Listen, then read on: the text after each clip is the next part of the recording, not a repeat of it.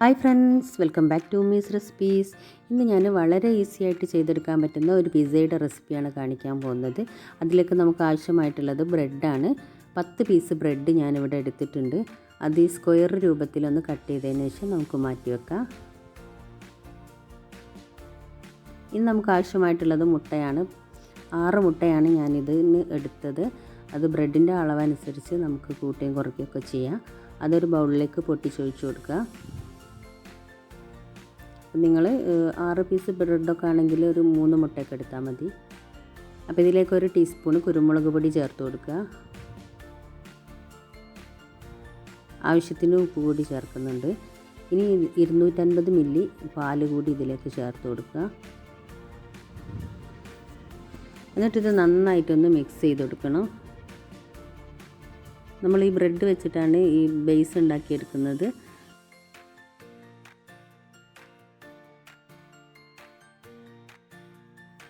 ഇനി ഈ ബ്രെഡിലേക്ക് നമുക്ക് ഈ മുട്ടയുടെ മിക്സ്ചർ ചേർത്ത് കൊടുക്കുക.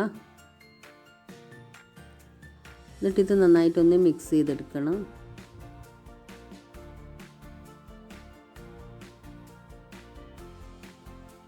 അപ്പോൾ ഈ ബ്രെഡൊക്കെ നന്നായിട്ട് തന്നെ ഇതിൽ മിക്സായി വന്നിട്ടുണ്ട്. ഇനി നമുക്കൊരു പാന് ചൂടാക്കിയതിന് ശേഷം അതിലേക്ക് അല്പം ബട്ടർ ചേർത്ത് കൊടുക്കുക.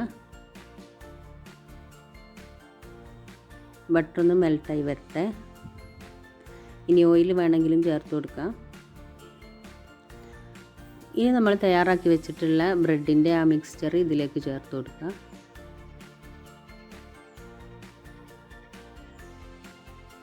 അതിനുശേഷം നന്നായിട്ടൊന്ന് സ്പൂണ് വെച്ചിട്ട് ഒന്ന് പരത്തി കൊടുക്കുക. മുകൾ വശമൊക്കെ നന്നായിട്ടൊന്ന്